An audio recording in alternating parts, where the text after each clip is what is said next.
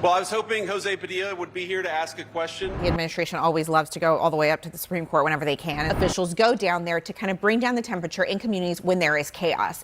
It seems like this administration is trying to do the opposite. JD Vance has been making waves after dropping a racist gaffe when speaking about the Democratic senator that the Trump administration had forced to the ground and detained for asking a question and for doubling down on their militaristic actions. So we have a CNN panel kind of breaking down both of these and what they mean and the ins and outs of all of it. So take a moment, leave us a like if you can. It really helps us out. It lets us know you enjoy the content, and let's get right into the discussion. If you enforce your own laws, and if you protect federal law enforcement, we're not going to send in the National Guard because it's unnecessary.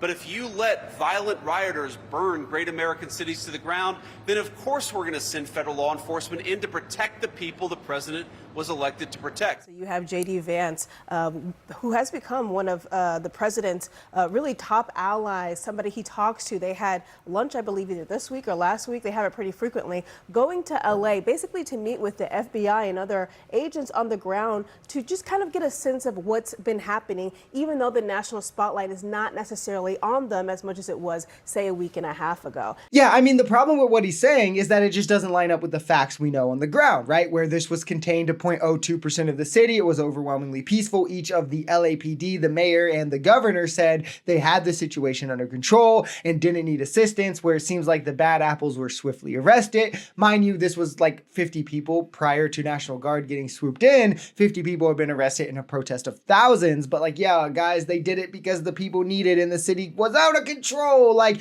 it definitely wasn't just a fascist show of crushing dissent. Like, I'm tired of just pretending that it was anything but that. Trump is a fascist. He's attacking his political enemies right before our eyes through whatever means are accessible to him: investigation, arrest, militarily. Yet MAGA will have you believe that each and every one of these acts against a Democrat has been justified. Well, I was hoping Jose Padilla would be here to ask a question, but unfortunately, I guess he decided not to show up because there wasn't the theater.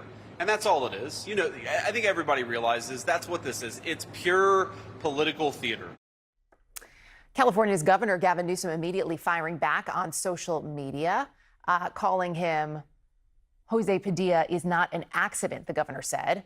Vance at the federal building that ICE is right now using as a command center. His visit coming, of course, amid protests and tense standoffs over ICE's raids in the state. It was pretty clearly a racist dog whistle. I mean, they were senators together. JD Vance is familiar with him. This is how racism will always show itself nowadays, which is why people need to be more perceptive of what dog whistles are. The days of boldly claiming you're racist while wearing white pointy hoods are mostly behind us, or they mostly exist on social media nowadays. Dog whistles are subtle, right? And they more so elicit feelings or otherwise convey ideas or racist kind of ideologies. An example could be when people say thug when talking about black people, or like real Americans when talking about white people, or the idea that, again, JD Vance, who served with Alex Padilla in the Senate, again, accidentally called this Hispanic man a stereotypical Hispanic name in response to DHS, you know, the Hispanic police force, throwing him on the ground and detaining him, which they did because he wanted to ask them a question about how under Trump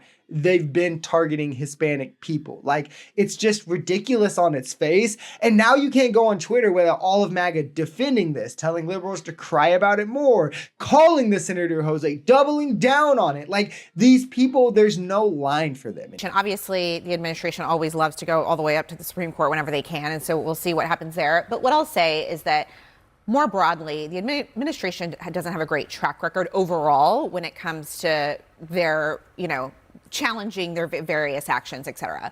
One thing that I will say about J.D. Vance's visit that I thought was very interesting is that we aren't talking about Los Angeles anymore. The country has sort of shifted. And J.D. Vance is there to bring it back into the news. Presidents and vice presidents normally go to places of crisis in order to take down the temperature. We saw that with Barack Obama when Trayvon Martin was shot. He spoke out about it. You saw Eric Holder go down there too. You see senior administration officials go down there to kind of bring down the temperature in communities when there is chaos. It seems like this administration is trying to do the opposite. Instead of meeting with law enforcement here in Washington, D.C., getting regular updates from the FBI, as I'm sure that they're doing, he's going to Los Angeles to make a point. And that's because it's a part of this party, this administration. MAGA in general is about hate and division, treating others as lesser while pretending you still have some sort of moral superiority, which I know just describes about 90% of Christians, but it definitely describes 100% of MAGA, where the goal is to double down, signal to your base, continue installing fascism, consolidating power under the executive, defying the Constitution, and pushing the bounds, because it's a game of inches, and right now the anti-democracy team is kicking America's ass.